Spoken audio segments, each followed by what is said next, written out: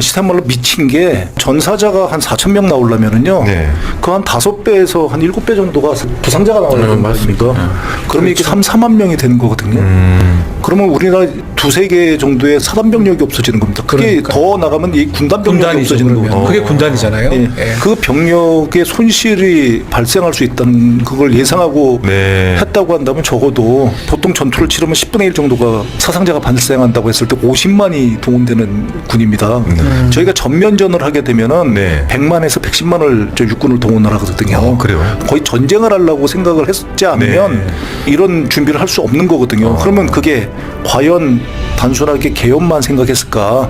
저는 그렇지 않다고 그 이상이다. 생각합니다. 전쟁 몰이를 해가지고 자기네들의 의도를 갖다 관철한다면 이게 영구집권 가능한 거죠.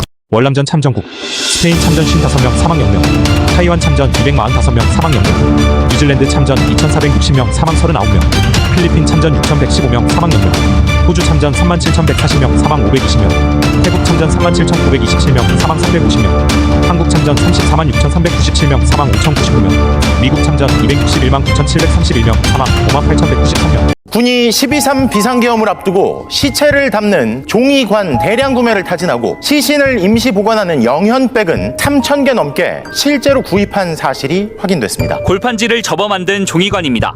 지난해 8월 22일 군부대에서 근무 중인데 영현, 즉 시신이동 보관업체를 알아보고 있다며 사망자가 예를 들어 3,000개가 필요하다면 어떻겠냐고 말을 꺼낸 뒤 종이관 1,000개를 구매할 경우 가격이 얼마냐고 구체적으로 문의했습니다. 연간 사망자가 100명이 되지 않는 군에서 1,000여 구에 달하는 시신 처리를 예상한 계획을 갑자기 세운 겁니다. 또 육군이 실제로 시신을 임시 보관하는 영현백을 대량으로 사들인 사실도 추가로 확인됐습니다. 지난해 1월 1,883개였던 육군의 영현백은 1년 내내 비슷한 수준으로 유지하다 돌연 12월에 4,940개로 크게 늘었습니다. 수집소 중 한 곳으로 오음리를 적어뒀는데 공교롭게도 강원도 화천 오음리엔 종이관을 문의했던 이군단 산하 702 특공연대가 있습니다. 여러분 안녕하십니까? 내란 세력이 계엄을 일으키기 위해 북한과의 충돌을 유도했다는 의혹이 있는 가운데 지난해 비상계엄을 앞두고 공격 헬기인 아파치 부대를 북방 한계선을 따라 비행시키는 훈련이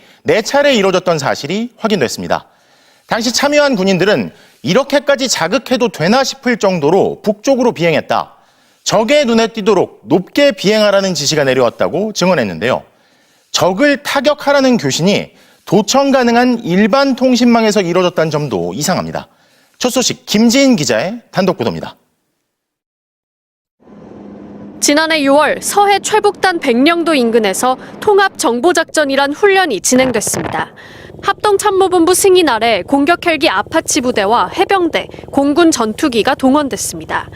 해병대가 북방 한계선 NLL 인근에 포사격을 하면 아파치 헬기와 공군 전투기가 동시에 위협 비행에 나서는 내용이었던 것으로 파악됐습니다.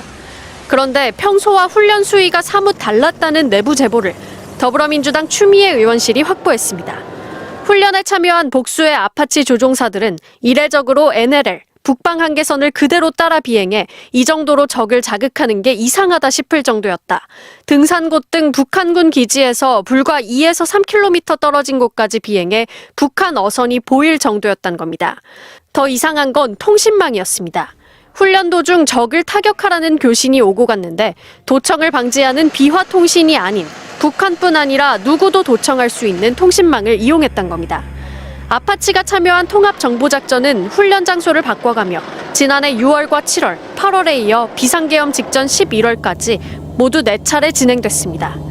아파치 조종사들이 모두 참석한 브리핑에선 고도를 높여 적이 볼 수 있도록 하라는 지시가 내려졌던 것으로 전해졌습니다.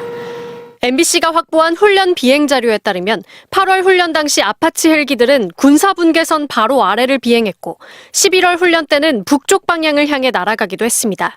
합참은 전투기 및 공격 헬기의 활동은 정상적인 작전이었고 세부 사항은 작전 및 군사보안에 관련돼 있다고만 답했습니다. 합참은 추 의원실에는 통상 훈련이었고 3월에도 훈련이 예정돼 있다고 설명했다 돌연 3월 훈련을 취소했습니다. MBC 뉴스 김지인입니다.